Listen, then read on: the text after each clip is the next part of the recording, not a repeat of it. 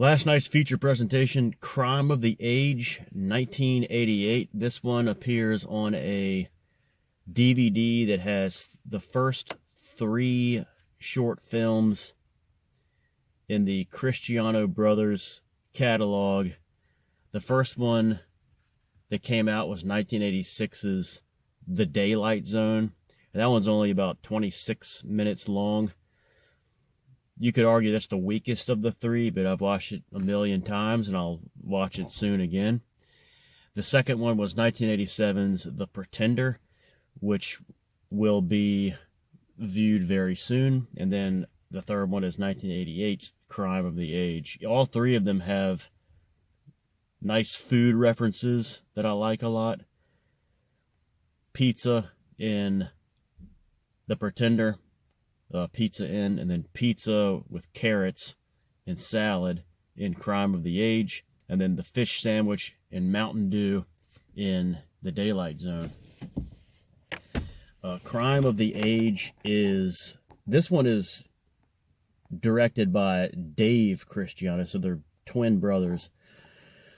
Rich did the most films, he's the most known one, and you can tell a little bit of a difference between the two as far as the direction. Now, this one is co-written by both, but I have a feeling it was mostly written by Dave. One difference is that in the Rich ones, there can be kind of this like weird bitterness towards jocks who got the good-looking girls. I don't know what's going on with that, but you do see that in a few of his films, but you don't see that at all in Dave's. And this it just has a little bit of a different tone to it. So this one is about a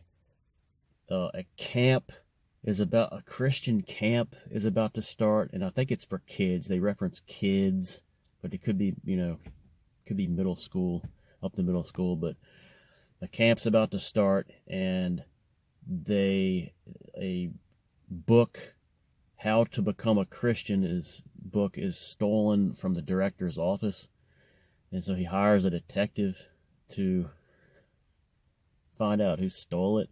So there's 7 people that are working in the camp that the detective goes around and interrogates and asks questions to, and it's incredibly repetitive, the formula of this.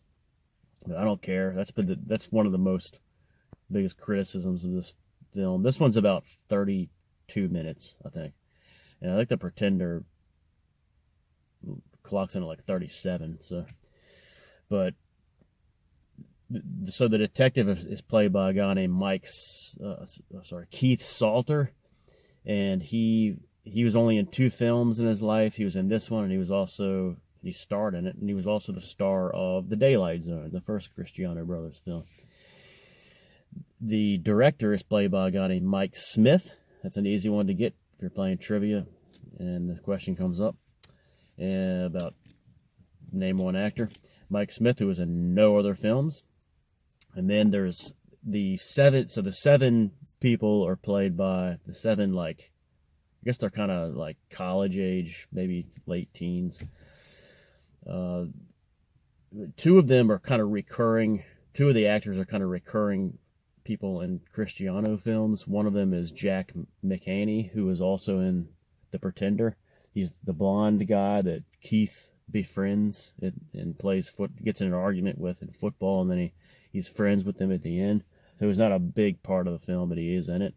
I think he also appeared in the film The Crossing, another Christian film. He's also in The Appointment, 1991, which I'll be watching next week. Another Cristiano Brothers film. And then the other one is Donnie Keshwartz, who was one of Keith's buddies in The Pretender. And he's been in some other ones. I can't think of what else, but he's been in some other films too. And he was a character in The Sopranos, I'm told. I don't remember him in that, but he was a character maybe in a later season or something. So kind of made it fairly big, I guess, if he was in The Sopranos. The other ones are so the Jack McAney plays the pool attendant. He's the first guy they're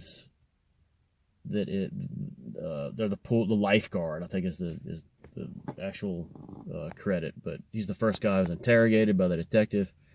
And these detective things are kind of a little bit of a spoof on Dragnet, but not very good. And then Donna Keshawarz's character is the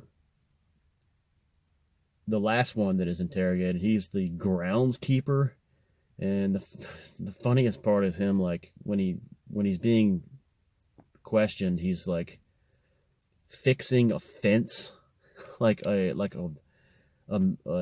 just a regular like chain link fence. He's like tightening it, like it doesn't make any sense. And he's wearing this I think it's a Myrtle Beach. It's a Myrtle Beach or Virginia Beach shirt. That's pretty cool. So I like that.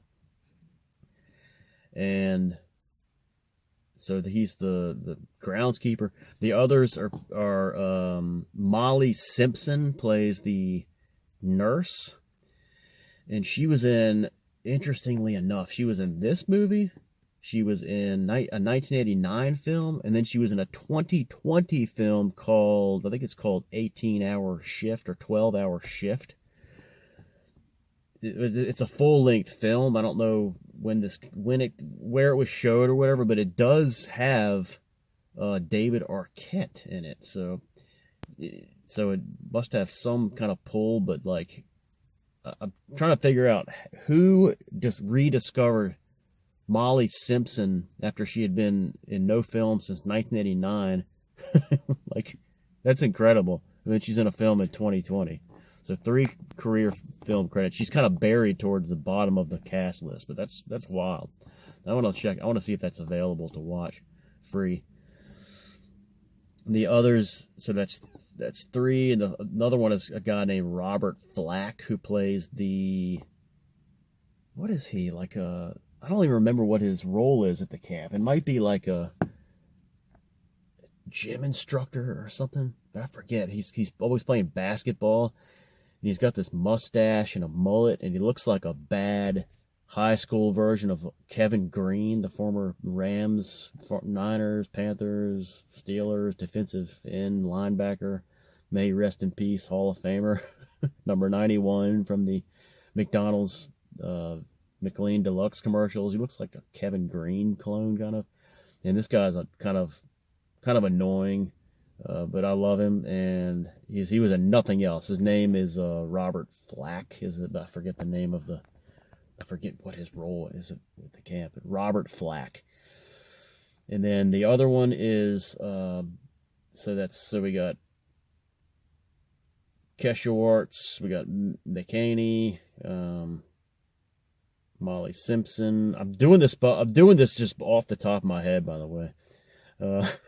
Robert Flack. I don't have this written down anywhere. This is pretty sad. I can remember these actor names that were in nothing else.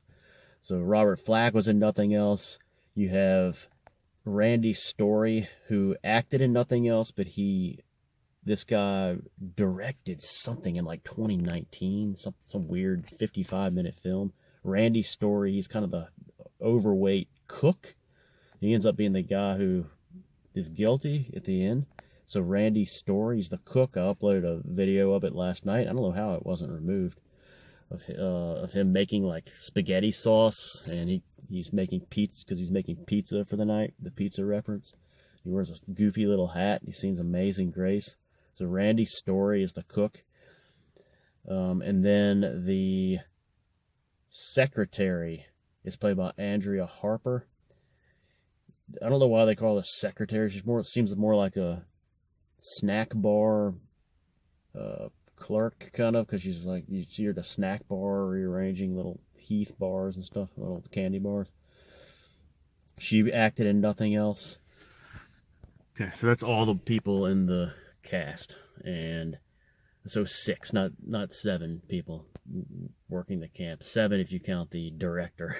And so this film, so again, it's repetitive. He questions each person, and they have a dinner. And And it's weird how the detective sleeps in the campgrounds. Like, is this room fine? Yes, this will be just fine. And it just they have dinner, like they eat pizza with salad and carrots, and it's just. Then the next day, it's the next day he comes to he has a big meeting with the detective has a big meeting with all 7 people and goes through how it could have been this person, it could have been this person. He goes through all of them, and then he eventually outs the guy outs himself, the cook. So this one is again, I'll watch it again soon. It's just I don't know why I have this weird obsession with this crazy film, just like the others in this 3-film set. So, check it out. It is free on YouTube, and there's a good review of all 3 of these films. It's only like 6 or 7 minutes long for reviewing all 3 of them. I forget the guy's name. IndieChristianFilms.com. This is one. It's like the only other review online of these movies, and he does it with playing 3 different characters and then doing it. But that's a good one to check out. All right. So anyway, this film. It's because it involves a camp. That was a good pick by I'm So yesterday, picking this film because you have, it's a camp related film, and then today's Friday the 13th. There's only 3 Friday the 13th films that are camp related. Part 1, Part 2, and Part 6. So maybe it'll be, I don't know, one of those films. A good lead in for Friday the 13th. All right, that's my review of Crime of the Age, 1988. Hope you guys will check it out.